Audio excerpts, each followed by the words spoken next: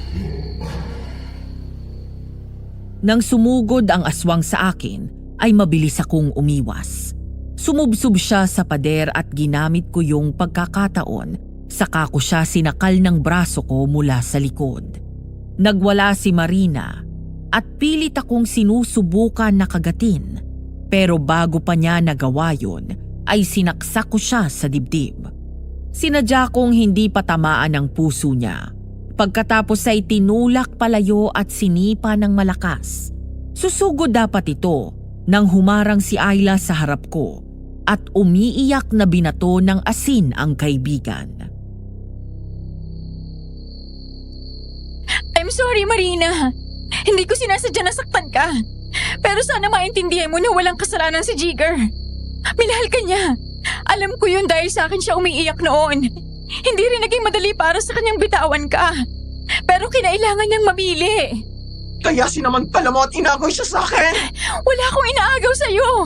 Ako na nakikiusap. Umalis ka na. Ayokong labanan kita. Papatayin ko kayong dalawa. Patawarin mo ako.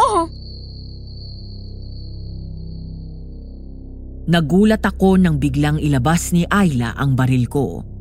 Habang naglalaban kami ni Marina kanina, ay nagmadali pala siyang pumasok sa kwarto at kinuha ito.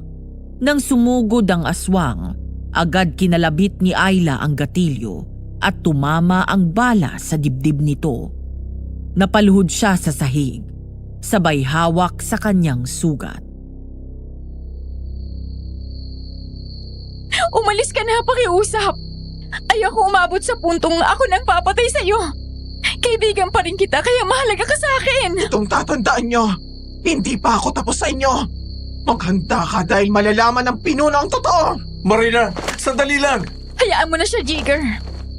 Alam ko naman na darating ang araw na malalaman ni Omar ang lahat. Wala akong nagawa kung hindi ang sundan ng tingin si Marina na lumabas sa pinto ng kusina. Doon din siya marahil dumaan kanina at nagtago sa loob ng banyo. Mabigat sa damdamin namin ang nangyari, pero may mga bagay talaga na hindi nilaan sa atin ng Diyos. Dumating sila para maging parte ng buhay mo. Parte si Marina ng nakaraan ko na sinubukan kong ipaglaban, ngunit sadyang hanggang doon na lang kami. Narito na sila, Omar. Nakapaligid sila sa bahay. Pati nga si Marina ay nakabang sa labas. Mukhang nalaso na rin ang kadiliman ng utak ng batang yon. Nana Pinang, sigurado po ba kayo na may mga nakasabit na pangontra sa buong bakod? Oo. Tsak na hindi sila makakapasok dito. Kaya bilisan nyo dyan at baka may makakita sa inyo. Kapag nag-ingay ang mga aswang dyan, tsak maririnig yun nila, Omar. Mas mahihirapan kang tumakas. Kapag marami silang humabol sa inyo. Opo. Halika, dun tayo. Nang gabing yun, ay nagdesisyon kami ni Ayla na pasukin ang kampo ng mga aswang doon sa gubat. Yun ay para makuha ang titulo ng lupa na kinatatayuan ng bahay ng lolo ko. Suot ang espesyal na anting-anting na ginawa mismo ni Nana Pinang para hindi kami maamoy ng aswang. Sumuot kami sa matataas na talahib at doon nagtago. Nang mga sandaling yun, ay naroon kami sa likod ng kubo ni Mang Omar. Naghihintay ng tiyempo para makapasok. Dahan-dahan kaming sumilip at lumingon sa paligid. Oh, wala nang bantay. Pumasok ka na. Ako maglo-lookout.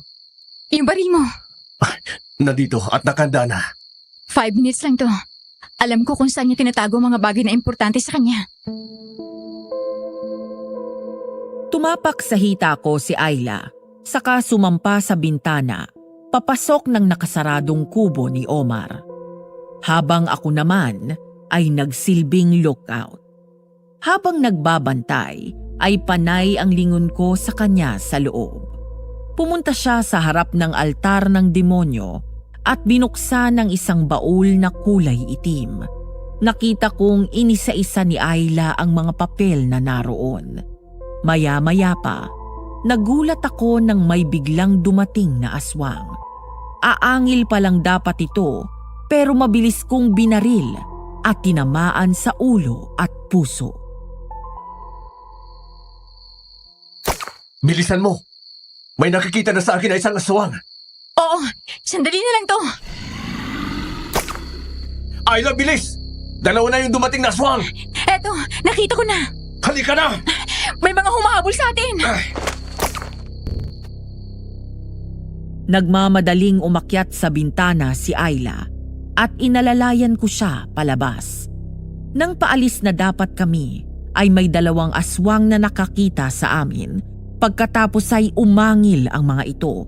Agad ko silang binaril at pagkatapos ay mabilis kaming tumakbo paalis ng kampo. Ngunit dahil sa ingay na ginawa ng mga aswang, ay nakatawag pansin yun sa iba nilang kasama at doon na nagsimula ang habulan. Bilisan mo pa ang takbo! Hindi ko na yata kaya. Kunti na lang. Kaya mo yan. Kasama mo ako. Apat na sila. Basta huwag kang bibitaw sa akin.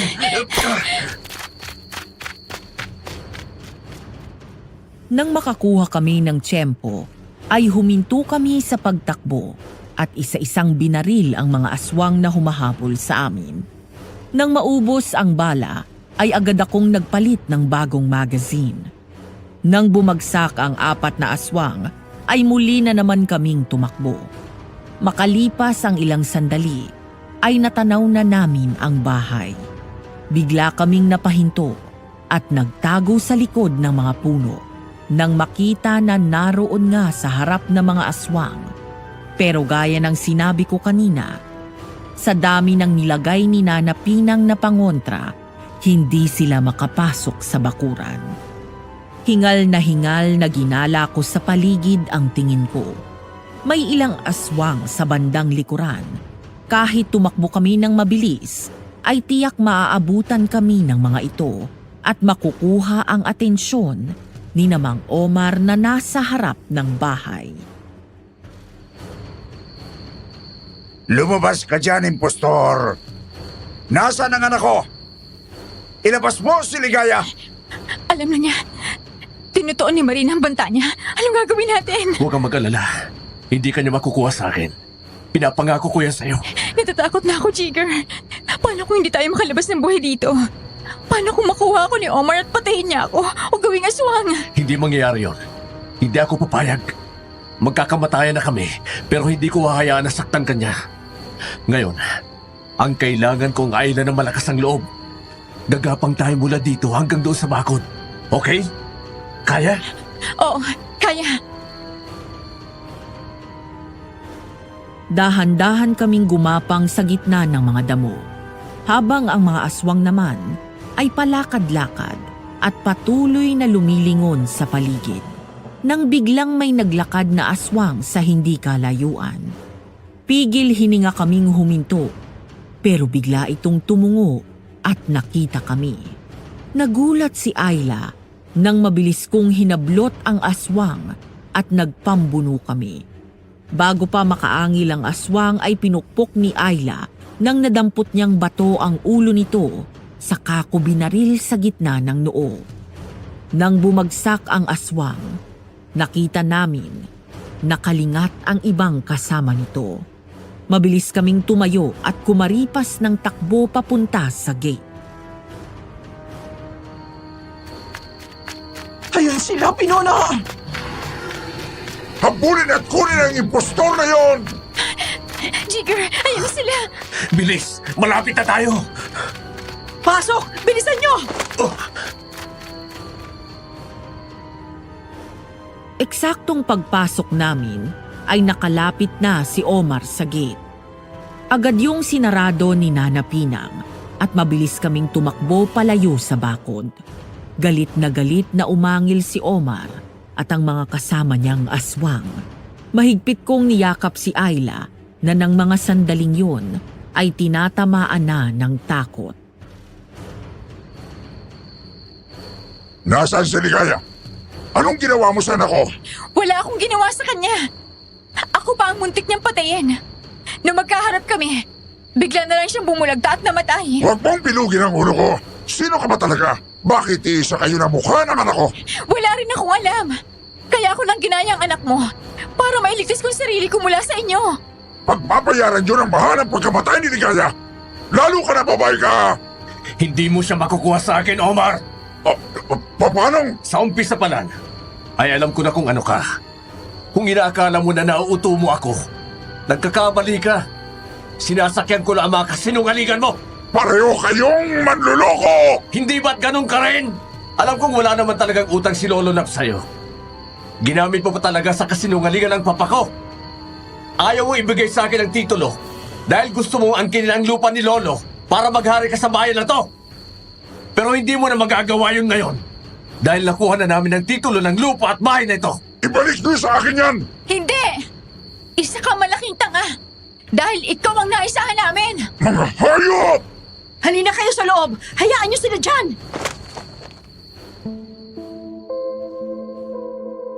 Kinabukasan ay tanghali na nang magising ako.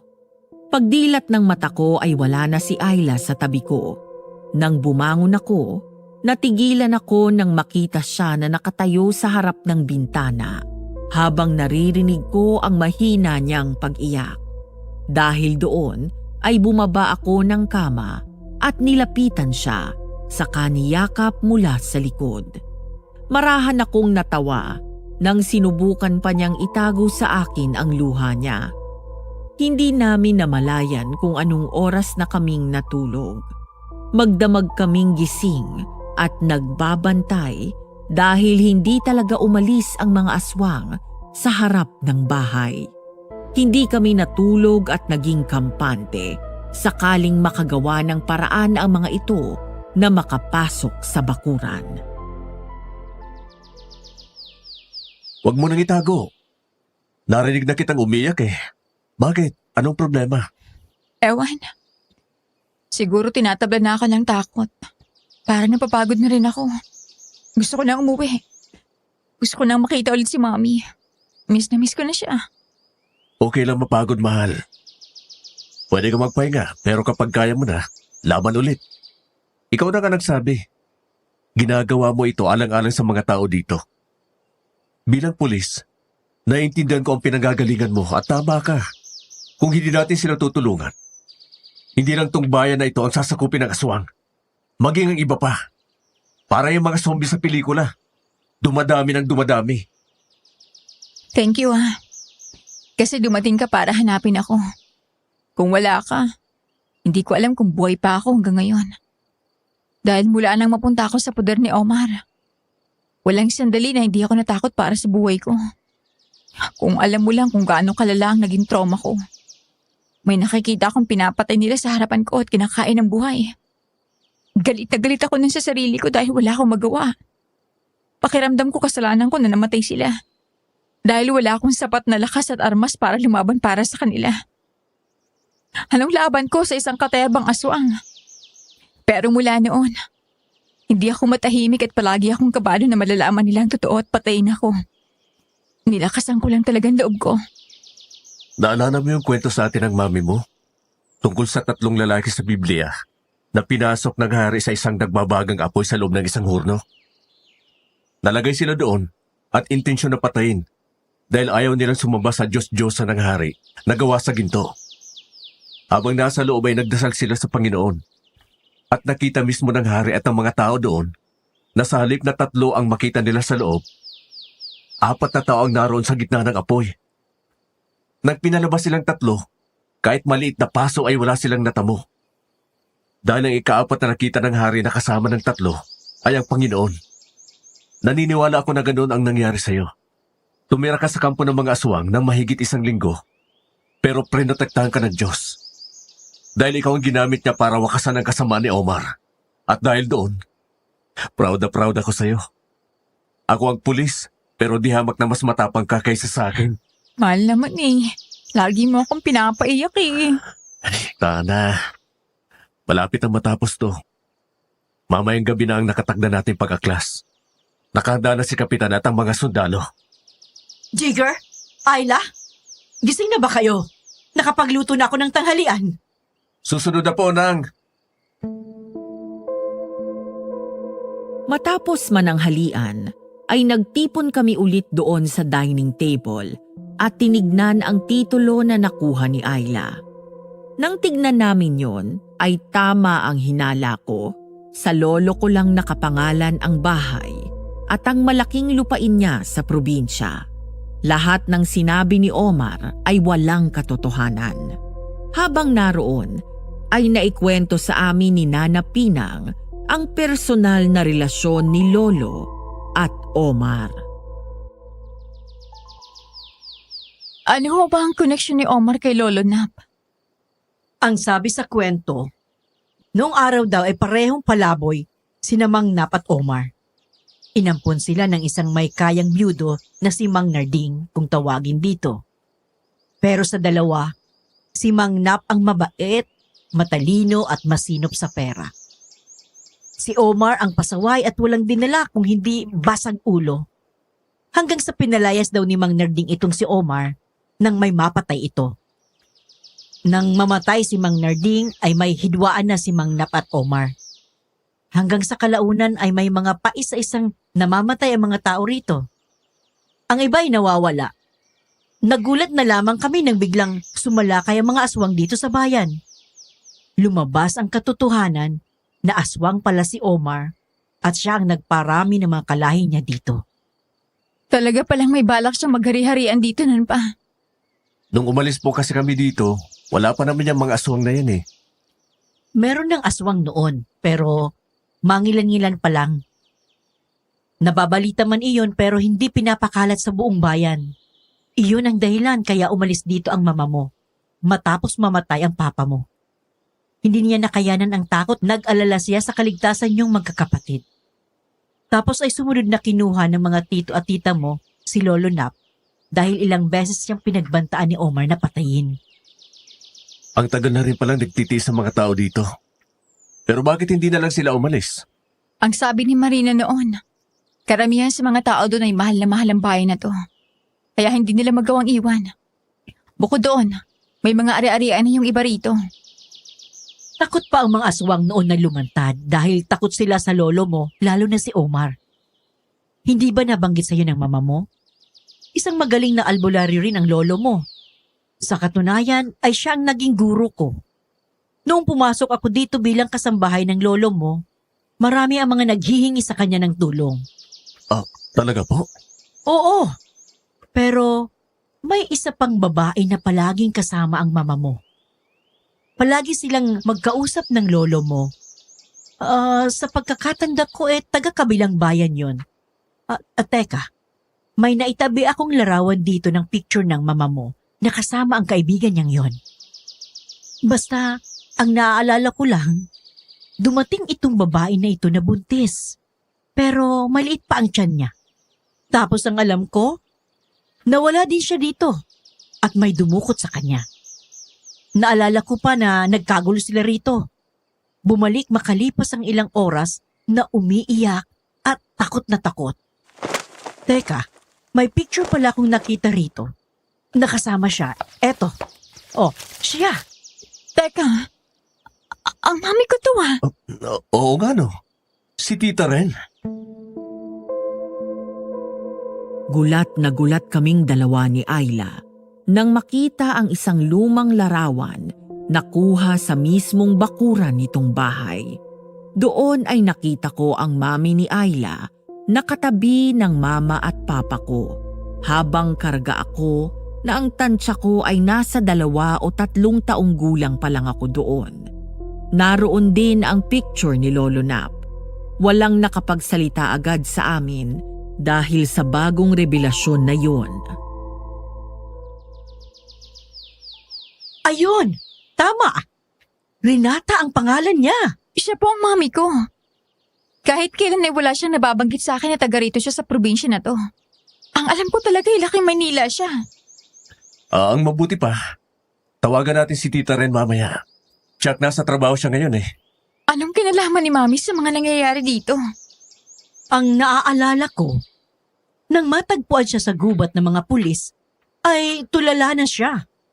ikaw pala ang pinagbubuntis niya noon. Hindi siya makapagsalita sa takot. Kapag may nagtatanong, ay nag-hysterical lang siya. Hanggang sa umalis siya dito kasama ang mga magulang niya. At mula noon ay hindi ko na siya nakita dito. Isa iyong misteryo na nangyari dito. Dahil hanggang ngayon, walang nakakaalam kung ano talaga ang nangyari sa kanya nang mawala siya ng ilang oras. May lihim pala sila ni Mama. Tatawagan ko rin siya mamaya. Kinagabihan, isa-isa naming hinanda ang mga armas. Ang gagamitin ko ay ang mahabang baril na dala ko. Si Ayla ay hindi ko kailangang problemahin dahil noon pa man ay naturuan ko na siyang humawak ng baril. Habang si Kapitan at ang grupo niya, maging ang mga sundalo, ay nakahanda na rin at nakaabang. Yon ang gabi na tinakda namin para mag-aklas laban sa mga aswang. Ang araw kung saan tutuldukan na namin ang paghahari ni Omar sa bayan na yon. Mag-aalas 5 na ng madaling araw at ang tanging hinihintay na lang namin ay ang tamang oras. Si Nana Pinang at ang iba pang albularyo ay nakapwesto na sa kagubatan kasama ang ilang kalalakihan. Sa kanila manggagaling ang hudyat kung kailan kami susugod, habang ang ibang mga aswang ay nagkalat sa buong bayan. Maghanda na kayo! Malapit nang sumikat ang araw. Ito ang kahinaan ng aswang. Kapag nasinagan sila ng bagong sikat ng araw, na nasa anyong aswang pa sila at hindi pa nakakabalik sa anyo bilang tao, magiging abo sila. Nakahanda na po kami, Nana Pinang. Yung kampo nila. Napatay na ng mga sundalo ang mga bantay na aswang at sinunog na rin nila ang mga kubo. Makatakas man sila ay wala na silang babalikan. May mga natagpuan silang bangkay ng kanilang biktima. Kinuha sila ng mga ito para maibalik sa kanilang kaanak. Sige po. Salamat, Nanang. Mag-iingat po kayo dyan. Kayo rin. Patnubayan nawa tayo ng Panginoon. Matapos namin mag-usap, ay sandali akong pumikit at umusal ng dasal. Nasanay sa gabing yun, ay tuluyan na naming matalo ang mga aswang at mapatay sila. Nasanay magtagumpay kami, na wala kahit isa sa amin ang magsasakripisyo ng kanilang buhay. Marami nang namatay sa bayan na yon. Ayaw na naming may malagas ulit na isa pang inosenteng buhay. Maya-maya ay tumingin ako kay Ayla. Ngumiti siya sa akin kahit na nakikita ko ang takot sa kanyang mukha. Bahagya pa akong natawa dahil pinagsuot ko siya ng bulletproof vest at mga protective gear sa mga braso para sakaling malapitan ng aswang ay hindi siya basta makakagat. Lumapit ako sa kanya at niyakap namin ang isa't isa ng mahigpit bago ko siya hinalikan ng matagal sa labi. Pagkatapos ay sa noo. Matatapos na to ngayon gabi, di ba? Oo. Sisiguraduhin natin yan. Nakahanda tayo laban sa kanila. Basta mangako ka sa akin. Huwag na huwag kang lalayo. Dumikit ka sa akin palagi, ha? Oo. Jigger! Ngayon na! Palabas na po kami. Panginoon, patnubayan po ninyo ang bawat isa sa amin. Samahan niyo kami sa laban na ito. Amen. Dala ang mga baril habang nasa bewang namin ang mga ekstrang magazine at itak. Kasama ang suot namin na anting-anting. Lakas loob kaming lumabas ng bahay at nakaangat ang mga baril. Nang makita kami ng mga aswang, ay agad umangil ang mga ito. Hindi muna kami lumabas ng bakod at mula sa labas ay galit na galit si Mang Omar at nanggigigil na nilapitan kami. Pero nagulat ang mga ito nang biglang magsilabasan ang mga kasama namin. Galit na galit silang sumigaw at buong tapang na sumugod ang mga aswang. Kasabay na mga sibat na nagliparan at tumusok sa katawan ng iba pang aswang ay ang sunod-sunod na putok na mga baril mula sa dalang M16 rifle na mga sundalo. Sugod! Huwag kayong magtira kahit na isang aswang! Takbo mga kasama! Uubusin nila tayong lahat! Omar! Wala na kayong mapupuntahan! Dahil nasusunog na kayo ng kampo nyo! Mga walang iya kayo! Lahat ng bagay may katapusan at kabilang ka na doon! Hindi pwede mangyari to! Walang pwede makatalo sa akin! Hindi ka Diyos! Ang mga demonyong katulad mo ay dapat nasa impyerno! Ikaw at ang lolo mo! Kayo ang salot sa buhay ko! Napuno ng magkahalong malakas na angil na mga aswang ang kalyeng yon at ang tunog ng putok ng mga baril. Nang magsipagtakbuhan ang mga aswang, ay doon kami lumabas ng bakuran. Ang ibang mga aswang ay sinubukang tumakas at pumasok sa gubat, pero sinalubong sila doon ng mga nag-aabang na mga sundalo. Ang iba naman ay sumugod sa amin at lumaban. Sa bawat aswang na sumusubok na lapitan kami, ay sinasalubong namin ng bala. Naroon kami sa gitna ng kalsada at magkadikit ang likod namin ni Ayla. Maya-maya at bigla kaming napayuko nang marinig ang sunod-sunod na pagsabog. Hindi! Mga walang iya kayo! Pagbabayaran niyo ang pag-ubos sa lahi namin! Tama na, Omar! Matagal na naghihirap ang bayan na to dahil sa inyo. Masyado na kayong maraming napatay. Sa akin ang bayan na ito! Hindi mo pag-aari ito! Ikaw na impostor ka! Sabihin mo sa akin kung anong ginawa mo sa anak ko! Wala akong kasalanan sa pagkamatay ni Ligaya. Ilang beses ko bang kailangan sabihin yan? Na magkaharap kami, bigla na lang siyang natumbat na matay. Lahat na lang ay kinuha niyo sa akin! Bakit? Hindi ba ganun din ang ginawa mo sa mga tao dito? Mula sa area nila hanggang sa pamilya nila, lahat kinuha mo! May hangganan ng kasamaan, Omar! Isinusumpa ko! Pagbabayaran niyo lahat to! Wala ka nang babalikan! Dahil mamamatay ka na ngayon! Oh! Hindi ako isang pipitsukin aswang na madaling matatalo ng ganito! Tumahimik ka na! Oh! Papatayin kita! Sumugod si Mang Omar. Hindi ko agad siya pinaputukan hanggang sa makalapit siya at doon ko pinutok ang baril ko. 2 bala ang pinakawalan ko at tumama yun sa kanyang dibdib. Pagkatapos ay nakabulagta siyang bumagsak sa sahig. Nang hindi na gumagalaw pa si Omar, ay tinuon ko na ang atensyon ko sa iba pang aswang na buhay pa. Habang nakikipaglaban ako, natigilan si Ayla nang makita si Marina na sinusugod ang sarili nitong ama na kasama sa mga tauhan ni Kapitan. Marina, tama na! Siyang tatay mo! Wala akong pakialam kahit sino pa siya! Siyang dahilan kaya nawala sa akin si Jigger! Bitawan mo siya! Kung hindi mo pipilitan ako, saktan ka! Gawin mo! Diyan ka magaling, Ayla! Madali para sa iyong manakit ng iba dahil sarili mo lang ang iniisip mo! Kung makasarili ako, matagal ka ng patay! Pero kahit na aswang ka, kaibigan pa rin ang turing ko sa'yo. Hindi ko kasalanan kung minahal ako ni Jigger. At hindi niya kasalanan kung mas pinili niya ang kapakanan ng kanyang pamilya. Hindi siya nagkulang. Sadyang hindi lang kayo para sa isa't isa. Kung mamamatay ako, kailangang mamatay ka rin! I'm sorry, Marina. Sa pagsugod ni Marina ay kinalabit ni Ayla ang gatilyo.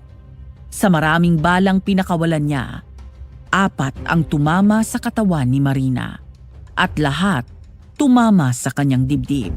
Ang isa ay eksakto sa puso. Bigla itong huminto. Umiiyak si Ayla na binaba ang baril matapos mapaluhod si Marina. Tumingin sa kanya ito at umagos ang luha. Marina, patawarin mo ko. Tinupad mo ang pangako mo. Salamat. Pangako. Sinabi ko sa iyo noon na kapag dumating ang sandali na lamunin ang kadiliman ng isip ko, gusto ko na ikaw ang pumatay sa akin. Ayokong umabot tayo sa ganito. Patawad. Mahirap lang tanggapin na may iba ng mahal si Jika. Patawarin mo ako kung nasaktan kita. Marina! Pinapalaya na kita, Jika. Sina nanay at tatay. Ikaw nang bahala sa kanila. Pinapangako ko, hindi ko sila pababayaan. Patawarin mo ako sa lahat na naging pagkukulang ko. Jigger, sumisikip ang araw. Ayla!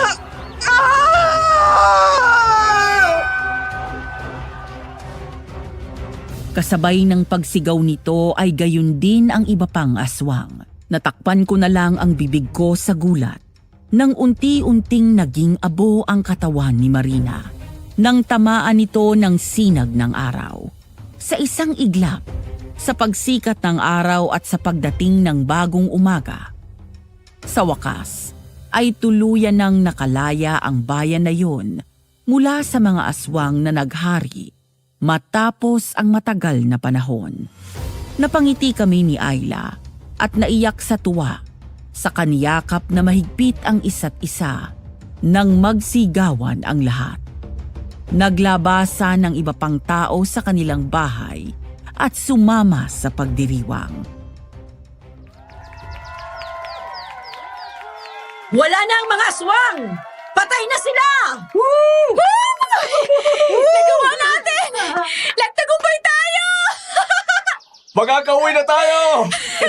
Salamat sa lahat ng tulong mo, mahal. Hindi mo kailangan magpasalamat. Ginawa ko ito, hindi lang para mapalaya ka mula sa mga aswang. Kung hindi dahil alam ko na ito rin ang gusto ng lolo. Purihin ang Panginoon! Sa wakas ay malaya na tayo mula sa paghahari ng mga aswang!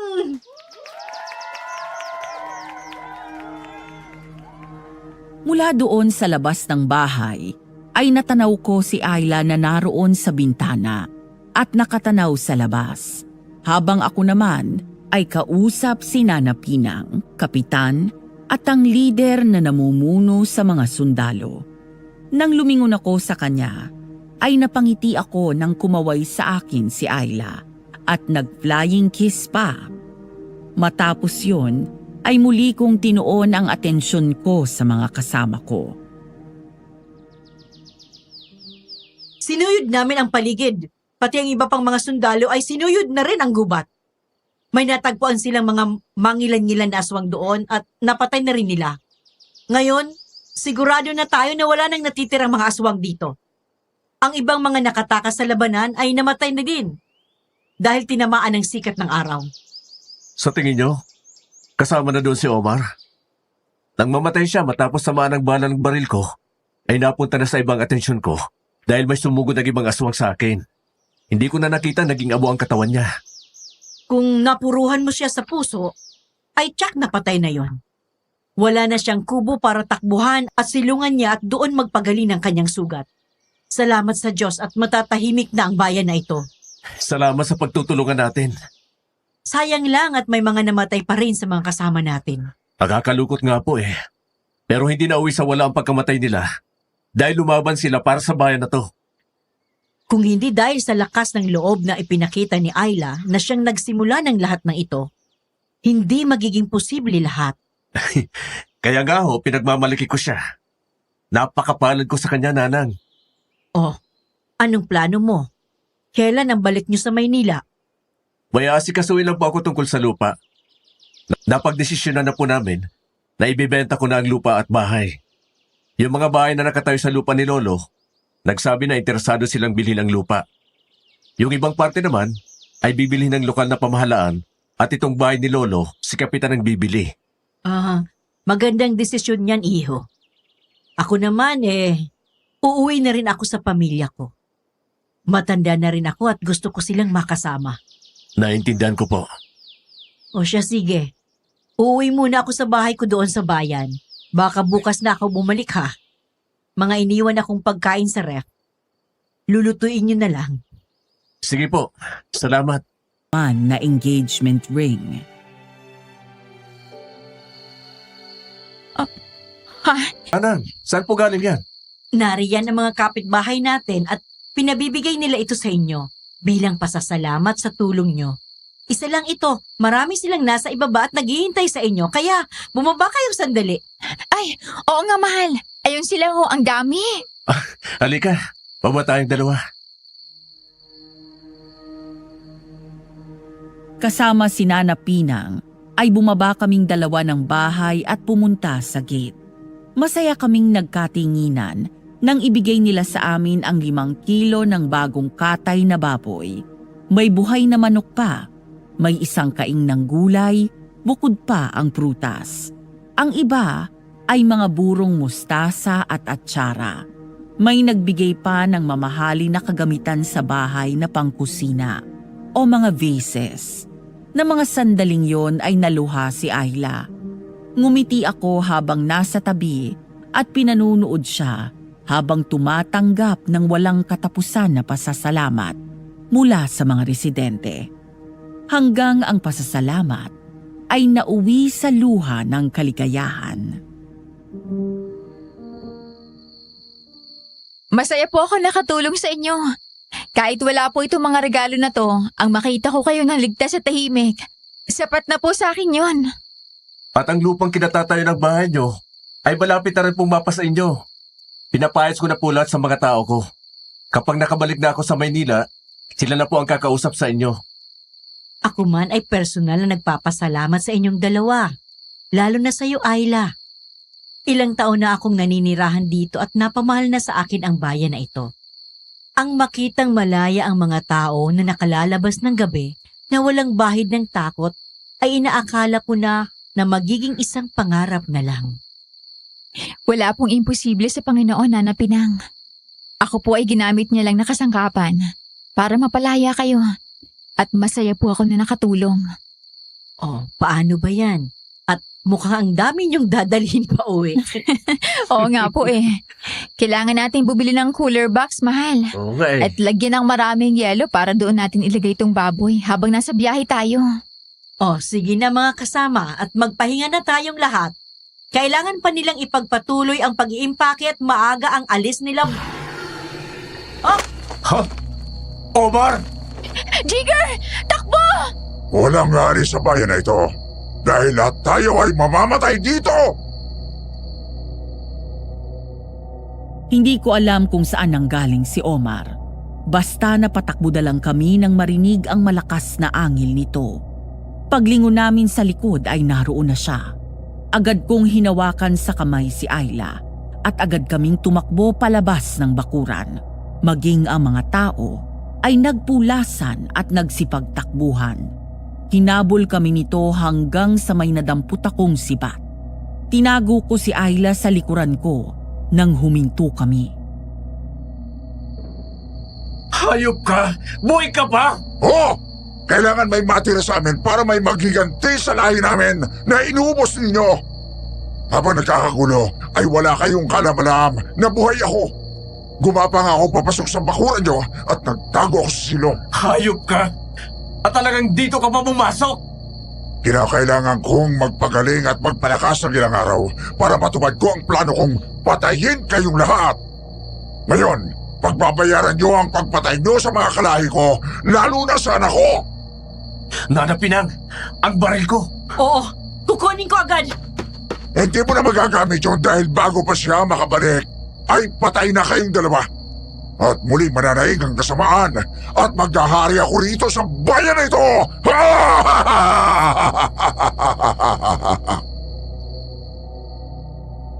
Nang sumugod sa akin ang aswang, ay mabilis akong umatras. Nang mapatid ako at matumba, tumalon ang aswang palapit sa akin pero agad ko siyang sinalubong ng sibat at tinusok yun sa tiyan niya. Nagwala si Omar. Kasunod nito ay biglang lumabas ang ibang kapitbahay namin at binato ng asin ang aswang. Sinamantala ko na nawala sa akin ang atensyon niya at tinulak palayo sa akin saka ako tumayo. Dahil sa dami ng asin na binato sa kanya at ang malalim na tama niya sa tiyan, napaluhod sa semento si Omar na parang nanghihina. Hanggang sa dumating si Nana Pinang at hinagis ang baril. Agad tumakbo si Ayla at sinaluyon. Ngunit nang pabalik na siya sa akin, nagulat kami nang bigla itong gumapang ng mabilis at nahablot si Ayla. Ayla! Jigger! Ang baril mo! Bitawan mo siya! Panoorin mo kung paano ko pagpirapirasuhin ang katawan ng babaeng ito! Wag! Sandali lang. Bakit hindi ako makagalaw? Anong ginawa? Anong ginawa niyo sa akin? Nang ihagis ni Ayla ang baril sa akin, ay agad ko yung tinutok sa aswang. Pero maya-maya ay biglang nabitawan ni Mang Omar si Ayla. Nagtaka kami dahil hindi talaga ito makagalaw gaya ng sinabi nito. Habang ako naman ay agad sinalubong si Ayla at niyakap siya ng mahigpit. Sinubukan ng aswang na kumilos pero hindi nito magawa. Nagkatinginan kaming lahat nang may narinig akong boses na mabilis na nagdarasal.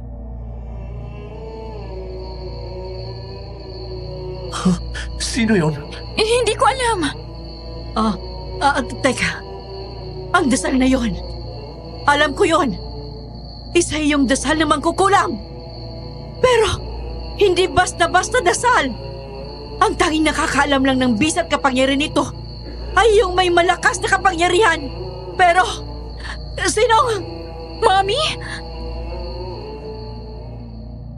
Kasabay ng paglingon namin ay naroon sa bandang likuran si Tita Ren.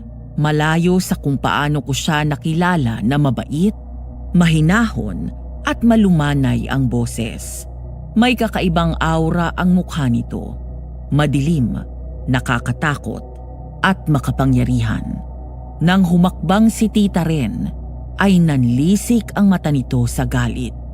At sa bawat hakbang niya, ay unti-unting humahangin ng malakas. Ikaw, anong ginagawa mo dito? Kumusta, Omar? Hindi ko akalain na makikita pa tayo. Ikaw ang may gawa sa akin ito? Dahil kinanti mo ang anak ko. Anak mo ang babae niyan? Oo. At kaya namatay ang anak mo ay dahil sa sumpang ibinigay ko sa asawa mo. Ano? Nakalimutan mo na ba?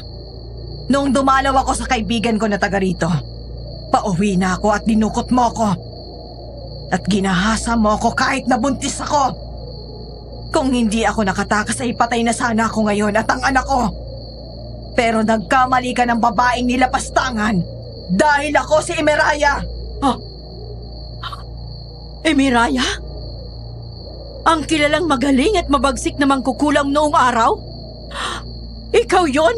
Anong ginawa mo sa asawa ko? Ikaw bang pumatay sa kanya? Ang sumpa ko ang pumatay sa asawa mo. Hindi ba't nabuntis siya agad ilang araw matapos kong makatakas sa inyo? Dahil yon sa sumpang ipinataw ko sa kanya. Ang mukha ng anak mo ay mahahalin tulad sa mukha ng anak ko na nilapastangan mo. Ang dalawang sanggol na isinilang sa magkaparehong taon, hindi sila magkadugo. Ngunit iisa ang kanilang mukha. At sa oras na sila ay magkaharap, agad mamamatay ang anak mo. At sa pagsilang sa kanya, buhay ng asawa mong naging kapalit. Walang iya ka? Pagbabayaran mo ang ginawa mo sa asawa at anak ko. Matagal ko nang tinalikuran ito. Pero para sa kaligtasan ng anak ko, kahit ano'y kaya kong gawin. Binalaan na kita noon na balang araw ay sisingilin kita sa ginawa mo sa akin. Ngayon ay gusto mo naman siyang paslangin? Hindi ko na palalagpasin ito dahil walang pwedeng manakit sa anak ko. Nangilabot kami nang marinig namin ang nakakatakot na mga tinig na tila nagdarasal. Parang nanggagaling yon sa ilalim ng lupa. Maya-maya ay muling nagdasal sa salitang Latin si Tita Ren at may sinuot ito kay Omar na kwintas na may itim na medalyon. Maya-maya ay nakita namin ang aswang na parang may puwersang sumasakal sa kanya. Hindi ito makahinga hanggang sa lumiyad ang katawan nito. Doon ko inangat ang hawak kong baril at sunod-sunod na pinaputukan ito. Tumama ang bala eksakto sa puso nito. Pagkatapos ay sumugod ang mga kalalakihan at sinaksak ito ng sibat. Doon mismo sa gitna ng kalsada ay binuhusan ito ng mga residente ng gasolina at sinilaban ang katawan. Mommy! Anak, salamat sa Panginoon at ligtas ka. I miss you, Mommy. I miss you too, anak. Pero bakit kayo simula dito? Dahil binalaan ako sa aking panaginip. Doon ko nakita na hindi natatapos sa pag-aklas niyo ang lahat. Muling magbabalik ang pinuno ng mga aswang. At darating ang oras na hindi inaasahan ng lahat. Nakita kong namatay kayo ni Jigger sa panaginip ko. Kaya agad akong pumunta dito. Salamat naman at hindi ako nahuli ng dating. Mommy, ang astig niyo pala, ha? Ikaw talaga, anak, makulit ka pa rin. Tita, salamat po sa pagligtas niyo sa amin. Anak na ang turing ko sa iyo. At alam ko na masasaktan si Ayla kapag may nangyaring masama sa iyo. Alam niyo po. Malakas ang pakiramdam ko, Jigger. Alam kong matagal ka nang may gusto sa anak ko. Mommy, ikakasal na kami. Ingatan mo itong dalaga ko, ha? Mahal na mahal ko ito. Siya lang ang nag-iisang alaala sa akin ng yumaong ama niya. Opo, magkakaasa po kayo. Pero Mommy, ang dami mong kailangang ipaliwanag sa akin. Ang dami mong sikreto. Oo, sa kanya. Pumasok na tayo sa loob at pagod ako sa biyahe. Makalipas ang ilang buwan, ay kinasal na nga kami ni Ayla. Ako na yata ang pinakamasayang lalaki sa mundo nang sa wakas ay maging opisyal na kaming mag-asawa. At sa gabing yon, doon sa isang resort sa Amanpulo, kung saan kami nagpunta para sa honeymoon namin, naroon na ako sa kama at nakaupo habang nakasandal sa headboard nang bumukas ang pinto. At unang sumilip ang makinis na hita ng asawa ko. At sumipa-sipa pa ito na talagang sadyang inaakit ako. Mahal! Handa ka na ba? Ay, kanina pa kami handa, bahal. Kami? Sino kami? Ni Junjun. Ay, kami rin handa na. Sino kami, mahal? Ni Maria! Ano? Para akong asong ulol nang makita ko ang asawa ko na lumabas nang nakatapis lang ng tuwalya.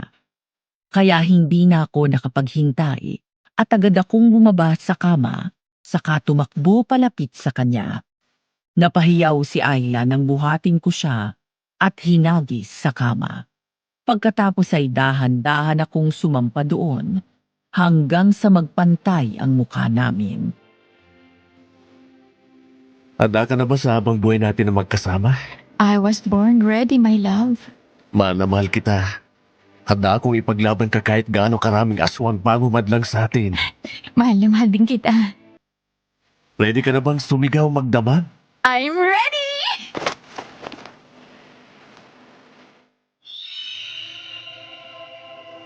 Hi, Madam Venus. Diyan po natatapos ang maaksyon, makulit, medyo maharot at nakakatakot na kwento ng pag-ibig namin ng misis ko. Sa ngayon ay 2 na ang anak namin at hanggang ngayon ay isa pa rin akong pulis. Kung babalikan ko ang pangyayaring yon sa buhay ko, ang dami kong natutunan, lalo na kay Ayla. Dahil sa kanya, natutunan ko na mas maging compassionate pa sa mga tao, lalo na ako na isang alagad ng batas. Sa kanya ko rin natutunan ng isang klase ng katapangan at doon ko na-realize na dumarating tayo sa pagkakataon ng buhay natin na nawawala na tayo ng pag-asa. Pero may darating na isang tao o pangyayari kung saan makakakita tayo ng kahit na kaunting katiting na pag-asa. At yun ang panghahawakan natin para magpatuloy sa paglaban sa hamon ng buhay. Ang nangyaring yon sa amin sa probinsya, ang patunay na nakikinig ang Diyos sa panalangin. Hindi ba sinabi sa Matthew chapter 18 verse 20, "For where 2 or 3 are gathered together in my name, there am I in the midst of them." Nang bumalik ako doon sa amin na infested ng mga aswang, kung titignan ay mukhang imposible na makalaya ang bayan na yon mula sa kanila.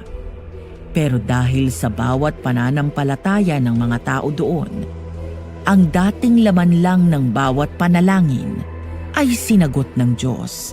At mula noon ay tuluyan na silang nabuhay ng payapa. Sana ay nagustuhan ninyo ang aking kwento. Hanggang dito na lamang at maraming salamat po. Nagmamahal, Jigger.